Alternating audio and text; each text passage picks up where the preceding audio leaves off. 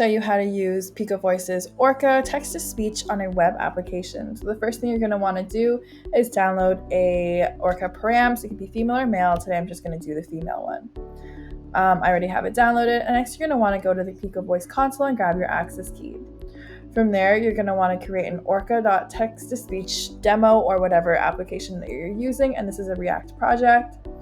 You're going to want to run npm init, as well as install the Orca text-to-speech SDK. So what I'm also going to do here is create a base64 string using that model file that we just had there. And you're basically just going to want to fill out the brackets with your own code. So Orca params path, so that'll be where your downloads folder is, the output directory or model name. I've named mine orca_params.js, so that's where that went. I'm going to run it, it's going to create an error. All right, and then finally we can start on the index.html. So this is the main application.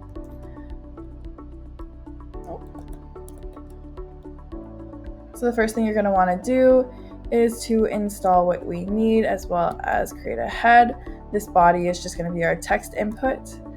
A lot of these are taken straight from our GitHub demo, so you can go over there and visit it. It'll be linked in the description down below.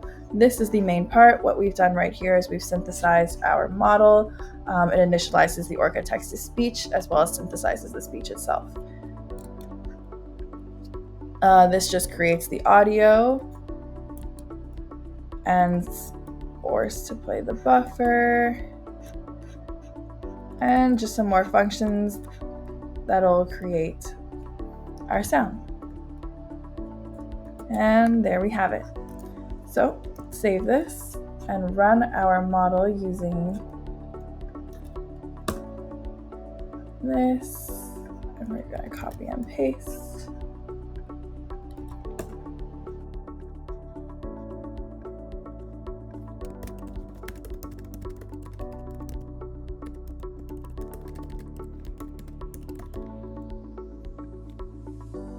Hello, this is the Orca speech-to-text demo. And there you have it. Thank you for watching, and visit Picovoice AI for more tutorials.